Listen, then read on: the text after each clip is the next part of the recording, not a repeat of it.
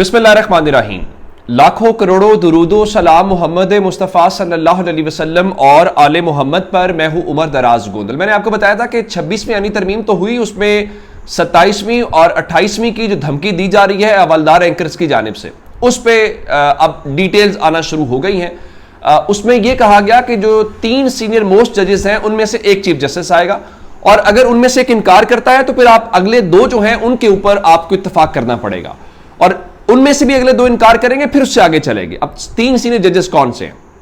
Justice Mansoor Ali Shah साहब number 1, क्योंकि काजी साहब को तो समझे वो तो जा रहे हैं। Number 2 justice Munib Akhtar. Number 3 justice Yahya Afridi. अब इस पे देखना यह पड़ेगा, क्योंकि इत्तलात ये है कि जस्टिस याया आफरीदी के बारे में देखें, वो चीफ जस्टिस आए ना आए, याया आफरीदी अपराइट जज हैं, अच्छे जज हैं, और अगर वो इनकार करते हैं, जो कि इस्लामाबाद से बहुत सारी खबरें हैं कि शायद वो टिकना नहीं चाह रहे, वो इस पूरी कंट्रोवर्सी में पड़ना नहीं चाह रहे, ये अभी तक की स्पेकुलेशंस है। अब टाइम तो 24 घंटे से कम है और इससे क्लैरिटी आ जाएगी, क्योंकि कल शाम रात 12 बजे तक आपने चीफ जस्टिस नोटिफाई करना है। इस आईनी तरमीम के मुताबिक आपको 3 दिन पहले नोटिफाई करना है। लेट्स सपोज अगर वो इनकार कर देते हैं, जैसे याया आफरीदी इसमें नहीं आते, तो फिर आप क्या करेंगे? फिर आप करेंगे ये कि आपको जस्टिस मंसूर अली शाह और जस्टिस मुनीब अख्तर में से एक चीफ जस्टिस लगाना है। तो अब सवाल यह पैदा होता है कि आप जस्टिस मुनीब को तो बिल्कुल बर्दाश्त नहीं करना चाहते, और जस्टिस मंसूर का रास्ता रोकने के लिए भी आप किसी हद तक जा रहे हैं। तो अब डिबेट यह है कि आईनी बेंच का सरबराह कौन होगा और चीफ जस्टिस जो है वो कौन बनेगा। इसके ऊपर एक डेवलपमेंट हुई है। मैंने आपको बताया था कि चेयरमैन सेनेट ने भी पार्लिमानी लीडर्स को खत लिखा है, और जो स्पीकर हैं उन्होंने भी पार्लिमानी लीडर्स को खत लिखा है। उस बारे में अब कमेटी तकरीबन तश्कील पा गई है, और उसमें जो नाम अभी तक 12 आए हैं, मैं आपके सामने वो बड़ी तफसील के साथ वो नाम रख देता हूं, जिससे आप अंदाजा लगाइए कि पाकिस्तान के अगले चीफ जस्टिस का तकर्रुर जो है वो किन लोगों ने करना है, उससे अंदाजा लगाइएगा। नून लीग की जानिब से जो इस वक्त नाम आए हैं, उसमें आजम नजीर तारड़ जो हैं वो सेनेट से उनको तजवीज़ किया गया है, और ख्वाजा आसिफ, एहसन इकबाल और शाइस्ता परवेज मलिक को कौमी असम्बली से तजवीज़ किया गया है। तो इस तरीके से 4 नाम जो मुस्लिम लीग नून के हैं वो ये हैं: आजम नजीर तारड़, ख्वाजा आसिफ, एहसन इकबाल और शाइस्ता परवेज मलिक। पीपल्स पार्टी ने 3 नाम तजवीज़ किए हैं, और पीपल्स पार्टी ने सेनेट से फारूक एच नाइक तजवीज़ किए हैं, कौमी असम्बली से सैयद नवीद कमर और राजा परवेज अशरफ। तो 3 नाम हुए: फारूक एच नाइक, सैयद नवीद कमर, राजा परवेज अशरफ। पाकिस्तान तहरीक इंसाफ ने जो सेनेट से नाम तजवीज़ किया है वो अली जफर साहब का है, और कौमी असम्बली से बैरिस्टर गौहर और साहबजादा हामिद रजा का है। तो 3 नाम तहरीक इंसाफ के हैं।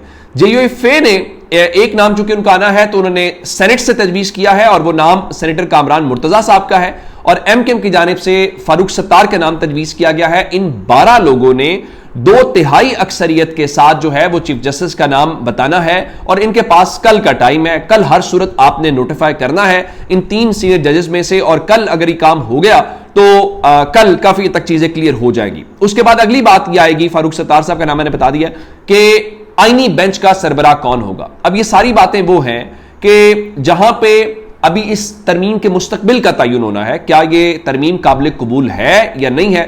उसके लिए हमें आज जो तकरीर थी गंडापुर साहब की, जो सूबाई असम्बली के अंदर है, जिसमें वो तो डू और डाई सिचुएशन की बात कर रहे हैं, उससे हट के आपको एक और डेवलपमेंट बताना चाह रहा हूं कि मौलाना फजल रहमान के मुतालिक मैं आपको खुद बताता रहा हूं कि मौलाना साहब ने 2-3 तजवीज़ें रखी। उसमें एक तजवीज़ ये थी कि आप जस्टिस मंसूर अली शाह साहब का नाम जो है वो नोटिफाई कर दें, ताकि ये बहाम खत्म हो जाएगा, और उसके बाद आप जो भी तरमीम लाना चाहते हैं वो आपकी हम हिमायत कर देंगे। अब इस वक्त जो जराए हैं हमारे जो JUI फे से, यानी फजल रहमान साहब की जमात से, वो ये बता रहे हैं कि गवर्नमेंट की जानिब से, या गवर्नमेंट के चंद जो एलाइज थे जो मौलाना साहब को कन्विंस करना चाह रहे थे, उनकी जानिब से ज़बानी तौर पे गारंटी दी गई थी कि हम अगला chief justice justice Mansoor Ali Shah को ही अपॉइंट करेंगे।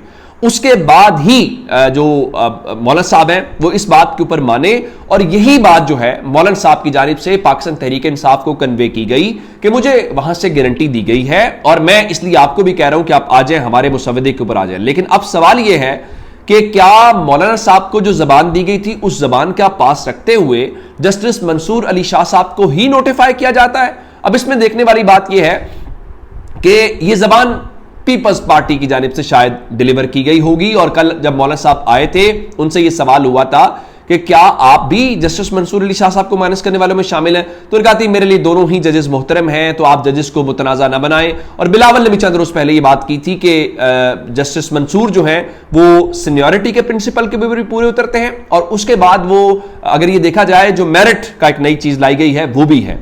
अब इतला यह है कि सुप्रीम कोर्ट की जानिब से एक डोजियर तैयार करके जो सीनियर जजेस हैं उनका भेज दिया गया है, जिसमें बताया गया है कि किस जज की कितनी स्टैंडिंग है। स्टैंडिंग इन अ सेंस कि उसने कितने केसेस सुने हैं, कितने बेंचेस का वो हिस्सा रहा है, कितने दिन वो छुट्टियों के ऊपर था, ये सारी बातें उनकी तरफ से की गई हैं। अब इसके बाद अब जो डेवलपमेंट है एक और भी है, और वो कराची बार एसोसिएशन की जानिब से है। उन्होंने 26वीं आईनी तरमीम के ऊपर बहुत सारे सवालात उठाए हैं, और उसके साथ ही उन्होंने काजी फायज ईसा साहब से मुतालबा किया है। अब आपके पास 4 ने, अब तो गालिबन 3 दिन काउंट करने चाहिए, वो रह गए हैं। और अब चूंकि आईनी बेंचेस की तश्कील का मामला भी हो रहा है, और आईनी तश्कील की बेंचेस की तश्कील का मामला यह है कि 26वीं आईनी तरमीम प्रेसिडेंशियल अप्रूवल और ऑफिशियल गजट के बाद फौरी तौर पर नाफिजुल अमल है।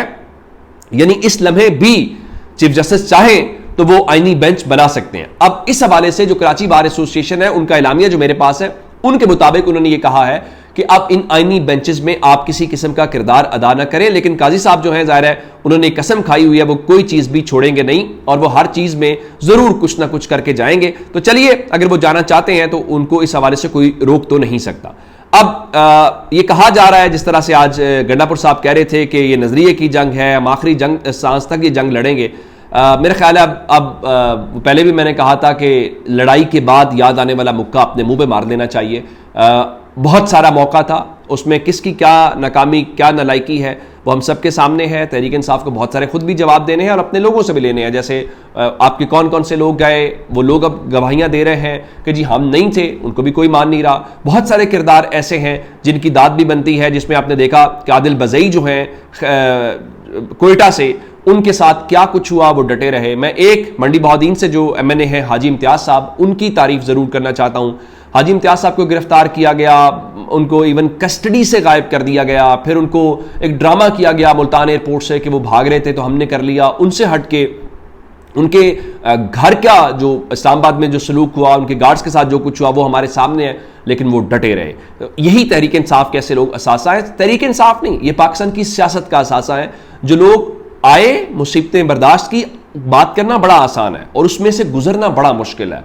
जब आपको उठा लिया जाए, आपकी माँ को पता ना हो, आपकी बहन को पता ना हो, आपके भाई को पता ना हो, आपके बच्चों को पता ना हो, आप जिंदा हैं, आप गुजर गए हैं, तो वो एक बड़ा मुश्किल है। तो जिन लोगों ने ये किया है ये वही बता सकते हैं। अब इलेक्शन कमीशन इतनी फुर्तियां दिखा रहा है कि आज दूसरा खत लिखा, मैंने आपको बताया था स्पीकर साहब ने कि आप इनकी डिस्क्वालिफिकेशन का मसला हल करें, तो इल्ला माशाल्लाह बुध वाले दिन जो है वो आदिल बजई समेत बाकी जो 3 रेफरेंसेज हैं नाहली के वो दायर कर दी, वो इलेक्शन कमीशन ने समाअत के लिए मुकर्रर कर दिए हैं। और chief election commissioner Sikandar Sultan Raja साहब खुद सुनेंगे। 5 रुकनी बेंच जिस तरीके से काजी साहब हर केस अपने पास लगाते हैं, इस सिस्टम के बेनिफिशरी अगर बाकी कोई है या नहीं है तो सिकंदर सुल्तान राजा साहब जरूर है। ईसानी तरमीम में यह भी एक तजवीज़ की गई है कि जब तक अगला वो नहीं आता चीफ इलेक्शन कमिश्नर, तो मौजूदा जो चीफ इलेक्शन कमिश्नर हैं वो काम करते रहेंगे, तो उनको काम करते रहना चाहिए। 2 चीज़ें आपको बतानी है। आज एक खबर आई कि क्या मौलाना असद महमूद जो है मौलाना फजल रहमान के, उनके साहबजादे को गवर्नर खैबर पख्तूनख्वा अपॉइंट किया गया है। इसके ऊपर मौलाना साहब की जो जमात है उनकी जानिब से बाकायदा एलामिया जारी करके कहा गया कि ये खबर मन घड़त है, झूठ पे मबनी है, तो वो गवर्नर अपॉइंट नहीं किए जा रहे। उसके बाद एक और जो अहम डेवलपमेंट है वो मियाँ साहब के जाने की है। आज 21 तारीख, अब 21 से 22 हो गई। आखिरी साल 21 तारीख को हम सब मीनार पाकिस्तान के ऊपर थे, जहां से कवर किया था। मियां नवाज शरीफ वापस आए थे और पूरे रियासती प्रोटोकॉल के साथ उनको लाया गया था, और मीनार पाकिस्तान भी भर नहीं सकी थी मुस्लिम लीग नून उस तरह से। या जो डॉन ने उस दिन लिखा था कि मियां नवाज शरीफ की वतन वापसी के ऊपर लाहौर ला ताल्लुक रहा, उसका मंजर हमने देखा। लेकिन आज 1 साल के बाद खबर यह है कि मियां नवाज शरीफ जो है वो एक बार फिर लंदन या अमेरिका जा रहे हैं। मुस्लिम लीग नून के जराये बता रहे हैं कि सबसे पहले वो लंदन जाएंगे जहां पर उनका चेकअप होगा, उसके बाद मियां साहब जो है वो अमेरिका जाएंगे। तो चले, मियां साहब से आपने वोट भी ले लिया, सब कुछ हो गया, अब तो उनको बेचारों को बाहर जाने देना चाहिए। पाकिस्तान इस तरह रखना, और ये उनकी मेहरबानी है, उनकी हिम्मत है कि उन्होंने इतना अरसा पाकिस्तान में गुजार लिया।